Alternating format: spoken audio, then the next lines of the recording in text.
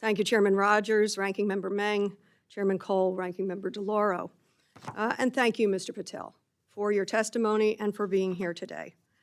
I've been looking at the President's 120-word FBI budget request, the so-called skinny, I'll call it Ozempic request, that states that, quote, the undoing of the weaponization of the FBI is one of the administration's top priorities. The weaponization of the FBI that is something that deeply concerns me.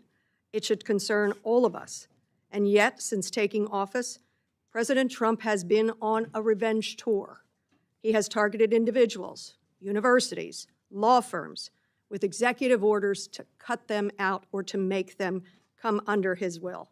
He has used ICE to disappear U.S. citizens without due process, and he's fully ignored a unanimous Supreme Court order, and then over the weekend wasn't sure if he was obligated to uphold the Constitution of the United States. In your book, your recent book, Government Gangsters, you include an appendix with a list of names that people have referred to as an enemies list. Now, I know you will claim it's just an appendix, not an enemies list. So let's focus on how the president sees it, on what the president calls it. And you proudly display his quote on the front cover of your book. The president calls this a brilliant roadmap, a blueprint. And I have not even raised your storied children's book, The Plot Against the King. It concerns me how many people from this blueprint have been targeted with executive orders and FBI investigations. The FBI cannot be weaponized, and under your leadership, it has been nothing but a weapon alongside the president to go after the president's perceived opponents, to stifle dissent and free speech. A few weeks ago, as we saw through a social media post that you quickly deleted, the FBI arrested a judge in Wisconsin for correctly asking ICE officials if they had a judicial warrant instead of an administrative warrant, which they did not have. Despite this judge following the law, on the morning of April the 25th, the FBI arrested the judge in an escalation of the weaponization of the FBI under your leadership. Let me be clear. A functioning democracy does not lock up judges. I am gravely concerned about the utter lack of independence of the FBI and its weaponization under your leadership. I am concerned that the president is using this book, your book, as a blueprint, as he has said. It's a blueprint for revenge. And I am concerned that your eagerness, a childlike giddiness to carry out the president's revenge tour, you've shown yourself to be unserious in your statements before you were sworn in and some after. You've shown yourself unfit to lead this important agency. I was an impeachment manager for President Trump's second impeachment. It was a sad, solemn duty. And so I wanted to ask you about that. Mr. Patel, as you and the president continue to weaponize and investigate his perceived enemies, as you follow this blueprint, when can I, a former impeachment manager, expect the FBI at my door? Ma'am, you want to know who was targeted by a weaponized FBI? Me.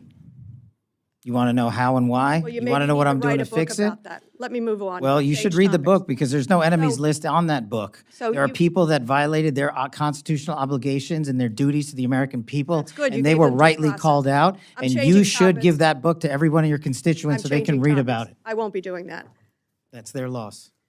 During your Senate confirmation hearings, you repeatedly denied having any involvement as a private citizen in the firing of FBI officials who engaged in the prosecution against January 6th insurrectionists, the violent rioters who beat and killed Capitol police officers, and whom you referred to as political prisoners.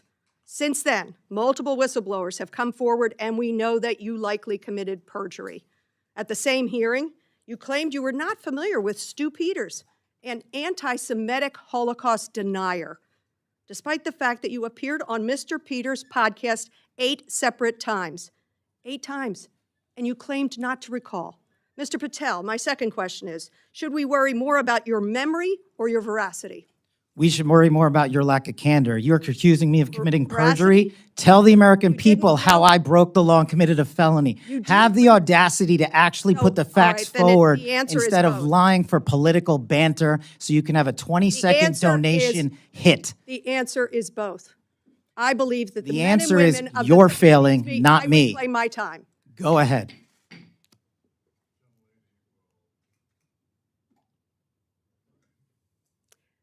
Mr. Patel, I believe that the members of the FBI, and I know many of them, many retired, 38,000 people, as you say, it's a little less than that now, deserve the very best, deserve extraordinary independence, deserve freedom from the fears of being investigated, the freedom of coming forward to make sure they're doing their job. And I'll end with this, that I think it's interesting that in your proposal today, you find yourself at a gulf of difference between you and the president. I wonder how you will resolve that. Will you go to the president and say, we need $11.2 billion, not what you cut out of here? You're asking for more than $1 billion than the president's request. Are you going to go to the president and straighten out that gulf? I'll do what I've always done and represent the American people, defend this country, and make sure the Constitution is always upheld and the FBI is never weaponized. Maybe you should do the same. So you agree with the president when he says he doesn't know if he should uphold his constitutional duty? If you want to just keep putting words in my mouth, the TV cameras are outside. I thank you. I yield back. Again, this is an unserious moment, sadly, for the FBI. I yield back. More so for you. Mr. Strong.